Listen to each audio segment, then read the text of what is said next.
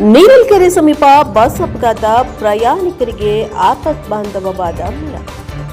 ಬಾಗಲಕೋಟೆ ಜಿಲ್ಲೆಯ ನೀರಲ್ಕೆರೆ ಗ್ರಾಮದ ಸಮೀಪದಲ್ಲಿ ಬಾಗಲಕೋಟ್ನಿಂದ ಗದಗ ಕಡೆ ಹೊರಟ ಬಸ್ ನೀರಲ್ಕೆರೆ ಗ್ರಾಮದ ಸಮೀಪದ ರಸ್ತೆಯಲ್ಲಿ ಹೋಗುವಾಗ ಬಸ್ನ ಸ್ಟೇರಿಂಗ್ ರಾಡ್ ಮುರಿದು ವಾಹನ ಚಾಲಕನ ನಿಯಂತ್ರಣ ತಪ್ಪಿ ಬಸ್ ರಸ್ತೆಯಿಂದ ಕೆಳಗಿನ ಜಮೀನಿಗೆ ನುಗ್ಗುವಾಗ ಜಮೀನಿನಲ್ಲಿರುವ ಮರವೊಂದಕ್ಕೆ ತಗುಲಿ ವೇಗ ನಿಯಂತ್ರಣ ಪಡೆದ ಕಾರಣ ಪ್ರಯಾಣಿಕರಿಗೆ ಸಣ್ಣಪುಟ್ಟ ಗಾಯಾಳುಗಳಾಗಿದೆ.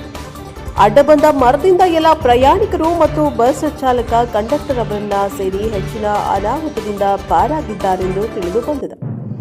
ಸ್ಟೇರಿಂಗ್ ರಾಡ್ ಮುರಿದು ನಂತರ ವೇಗ ನಿಯಂತ್ರಣ ಪಡೆದರೂ ಸಹ ಹಿಂದಿನ ದಿನ ರಾತ್ರಿ ಮಳೆಯಾದ ಕಾರಣ ಬಸ್ ರಸ್ತೆಯಿಂದ ಜಾರಿದೆ ಎಂದು ಬಸ್ನಿಂದ ಪ್ರಯಾಣಿಸುತ್ತಿದ್ದ ಮಹಿಳೆಯರು ತಿಳಿಸಿದ್ದಾರೆ. ಒಂದು ವೇಳೆ ಆ ಮರ ಅಡ್ಡವಾಗ್ತಿದ್ರೆ ಬಸ್ 2ರಿಂದ 3 ಬಾರಿ ಉರುಳುತ್ತಿತ್ತೆಂದು ಪ್ರತ್ಯಕ್ಷದರ್ಶಿಗಳು ಮತ್ತು ಸಾರ್ವಜನಿಕರು ಅಭಿಪ್ರಾಯವನ್ನ ವ್ಯಕ್ತಪಡಿಸುತ್ತಾ ಇದ್ದಾರೆ. ಬ್ಯೂರೋ ರಿಪೋರ್ಟ್ ಅರುಣ್ ಕುಮಾರ್ ಮುಚ್ಕಂಡಿ ಮಾಡಿ ಬಾಗಲಕೋಟೆ.